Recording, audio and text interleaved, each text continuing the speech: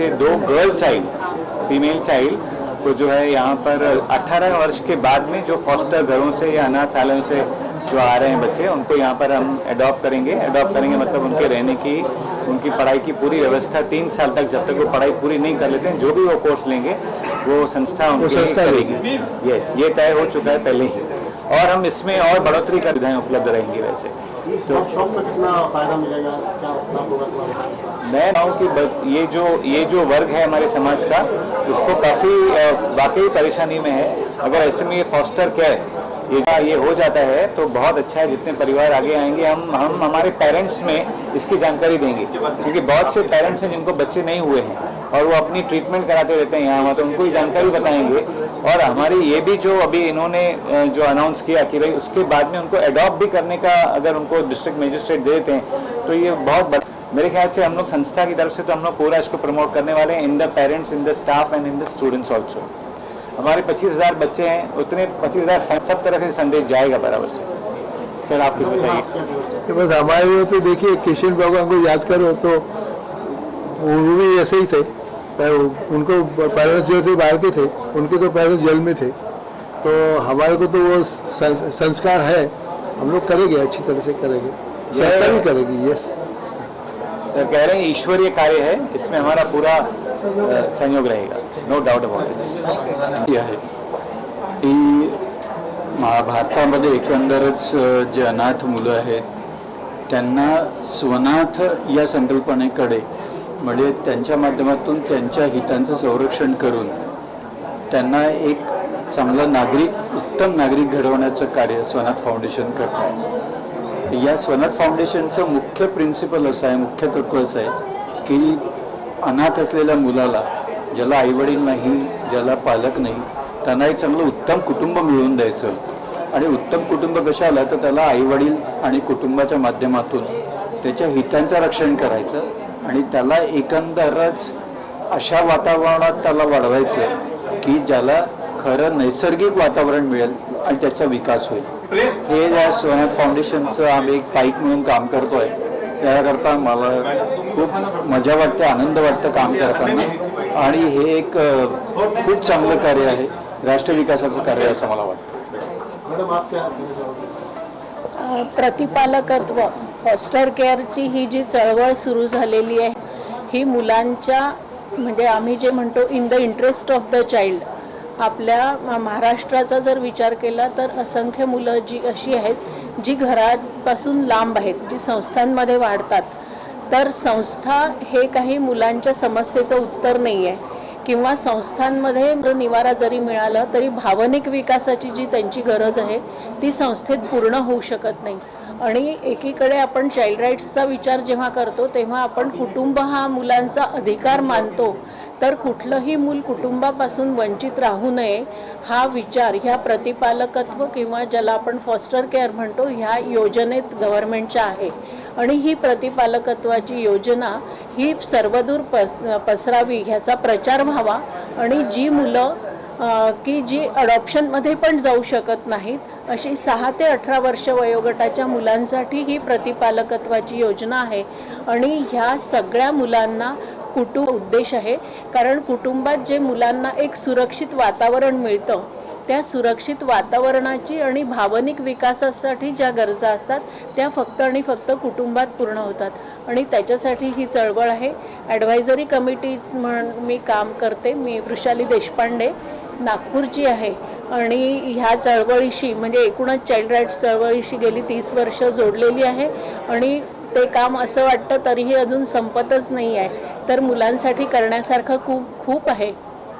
समाजातल्या प्रत्येक नागरिकांनी सगळ्या मुलांच्या प्रती संवेदनशील राहावं, एवढीच माझी नम्र विनंती किंवा प्रार्थना। मॅडम, द चाइल्ड नावाची संस्था आहे, त्याच्याबरोबर गेले 30-35 वर्ष काम करते। आमचं कामच स्वनाथशी कसं जोडलेलं ते सांगते की आमचं देखील काम हेच आहे की मुलं संस्थेमध्ये जाता कामा नयेत, आणि जितकी शक्य तितकी कुटुंबामध्येच ती राहिली पाहिजेत। मग ते कुटुंब एखाद्या वेळेस स्वतःचं असू शकेल, ते पण सक्षम करता आलं पाहिजे, आणि स्वतःचं जर नसेल म्हणून मग त्याला पर्याय संस्था, हे काही बरोबर नाही।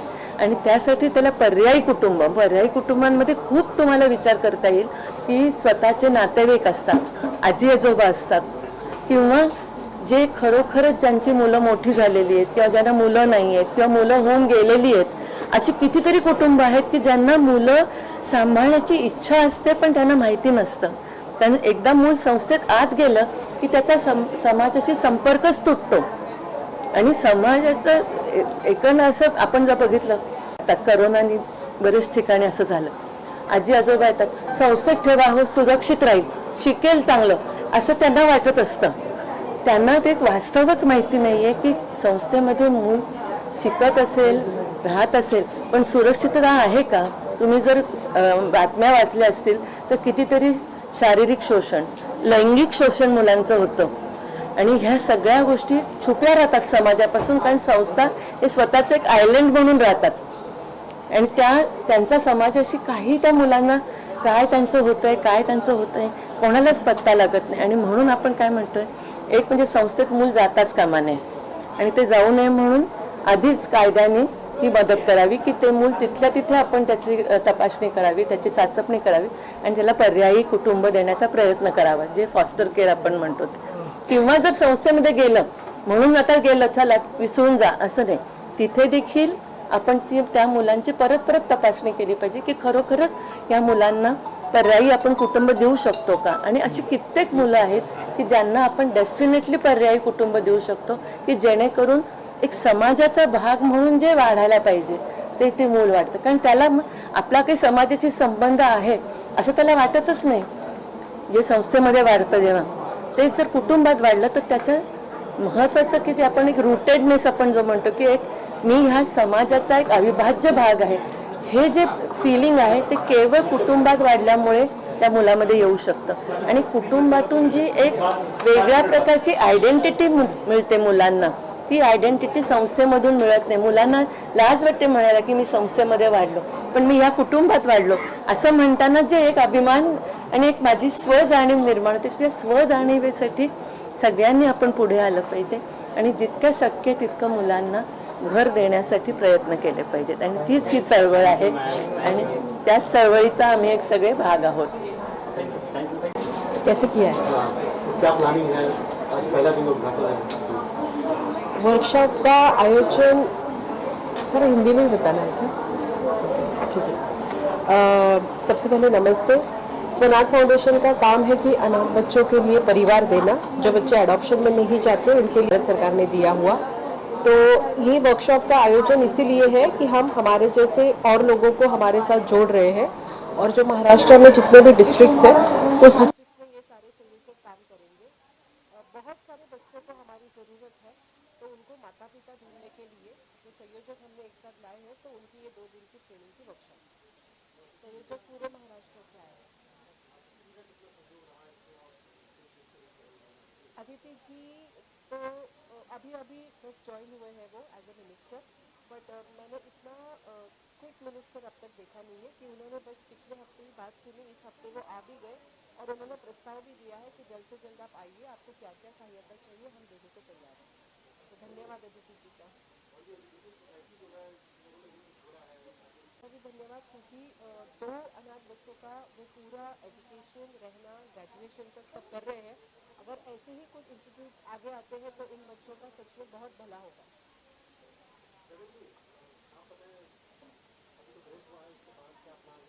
देखिए, ये 2 दिन की कार्यशाला में बेसिकली जितना अभी हुआ ऐसा है कि 36 जिलों में हमने इस पोस्टर केयर को इम्प्लीमेंटेशन करने के लिए एक पूरी संयोजकों की टीम अपॉइंट की है। अब ये संयोजक क्या करेंगे, हर डिस्ट्रिक्ट में जाके मतलब जो पेरेंट्स हैं तो सोसाइटी में अवेयरनेस क्रिएट करना, अवेयरनेस की मतलब पोस्टर केयर है क्या, उसे कैसे मतलब उसके थ्रू आपको बच्चा पोस्टरिंग के लिए मिल सकता है। तो ये संयोजकों को ये जो सारा कार्य पद्धत है कि मतलब ये सारा प्रोसीजर समझाने का ये कार्यशाला है 2 दिवस की, जिसमें मतलब उन्हें पूरे कायदा मतलब सेक्शन 44 क्या है, जेजे एक्ट का है, तो उसकी पूरी डिटेल नॉलेज 2 दिन के अंदर दी जाएगी। चाइल्ड राइट्स के बारे में, पेरेंट्स को कैसे मतलब बच्चों को काउंसिल करना है, तो ये ट्रेनिंग उस चीज़ के लिए रखी गई है। लाडुलकर जिला बाल संरक्षण अधिकारी अकोला यहाँ कार्यरत हूँ और जो अभी 2 दिन की कार्यशाला होने वाली है वो यानी प्रतिपालकत्व योजना, इसके बारे में अपने को जानकारी मिलेगी अभी ये 2 दिन की कार्यशाला में।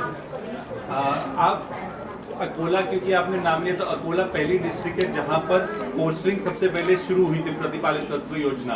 तो आप उस जर्नी से आप इस सरकार की तरफ से जुड़े हुए हैं, तो वो आप अपने एक्सपीरियंस के बारे में कुछ कहना चाहेंगे?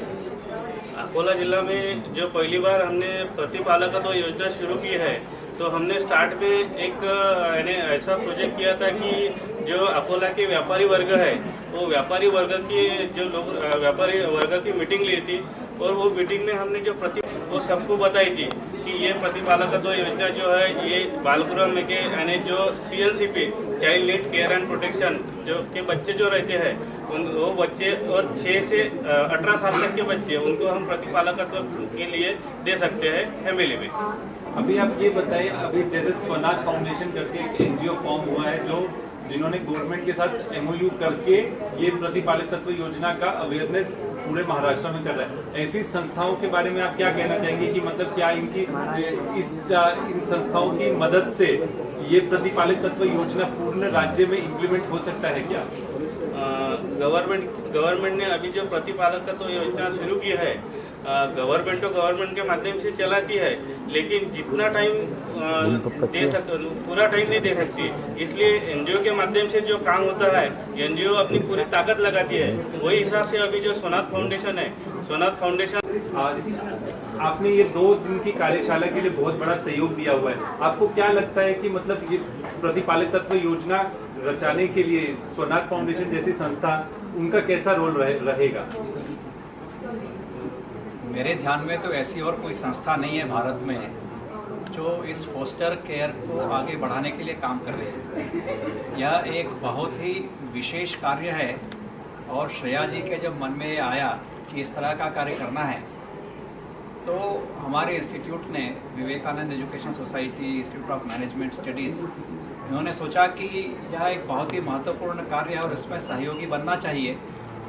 तो श्रेया जी के साथ में मिलकर के, स्वनाथ फाउंडेशन के साथ मिलकर के हमारा मैनेजमेंट इंस्टीट्यूट भी यह काम कर रहा है और हमारी CSR एक्टिविटी के रूप में इसको हम सबसे अधिक प्राथमिकता देते हैं, क्योंकि यदि 140 करोड़ देश की जनसंख्या में 2 करोड़ अनाथ बच्चे हैं जिनके कोई माता पिता देखभाल करने वाले नहीं हैं, यदि उनको हम माता पिता दे पाए, उनको हम भावनात्मक जोड़ कर पाए, तो इससे बड़ा और क्या काम हो सकता है। तो इसी बात को लेकर के हमने यह कार्य प्रारंभ किया है। जैसा आपने ये 2 दिन की कार्यशाला के लिए आपने जो सपोर्ट किया है, तो आप क्या अपेक्षा रखते हैं कि मतलब महाराष्ट्र जैसे राज्य जहां पर सबसे ज्यादा अनाथ आश्रम है, जहां पे सबसे ज्यादा अनाथ बच्चे पूरे राज्य में पाए जाते हैं, तो इस कार्यशाला की मदद से जो आपने इतना बड़ा सहयोग, जहां पे पूरा मतलब इम्प्लीमेंटेशन के लिए आपने जो सहयोग दिया है, इसकी प्रेरणा आपको कैसे मिलती है? क्या है, इस क्षेत्र में काम करने के लिए अभी इग्नोरेंस बहुत ज़्यादा है। एक तो बच्चों के मन में विश्वास पैदा करना कि वो फोस्टर केयर में जा रहे हैं तो वहाँ पर उनके साथ में ठीक से व्यवहार होगा।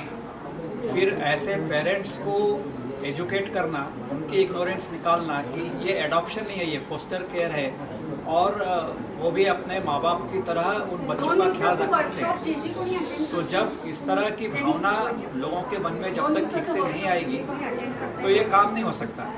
तो इसके लिए यह 2 दिन की कार्यशाला की जब कल्पना मेरे सामने श्रेया जी ने रखी तो मुझे लगा कि हाँ, ये बहुत ही आवश्यक है, क्योंकि लोगों के मन से कई तरह की भ्रांतियों को दूर करना बड़ा आवश्यक है। तो जब ये हर एक जिला से संयोजक यहाँ पर आए हैं और 2 दिन में उन सब की अच्छे से ट्रेनिंग दी जाएगी, उनको ये बताया जाएगा कि उनके लिए क्या टॉकिंग पॉइंट्स है और किस तरह से उन्हें काम करना है, तो वो ऐसे माता पिता जो कि फोस्टर केयर लेना चाहते हैं और ऐसे बच्चे जो फोस्टर केयर में जाएंगे, उन सभी को किस तरह से बात करना, उनको प्रेरित करना और उनको इस दिशा में सही ढंग से कोई भी समस्या है उसको दूर करना, तो ये ट्रेनिंग की बड़ी आवश्यकता है।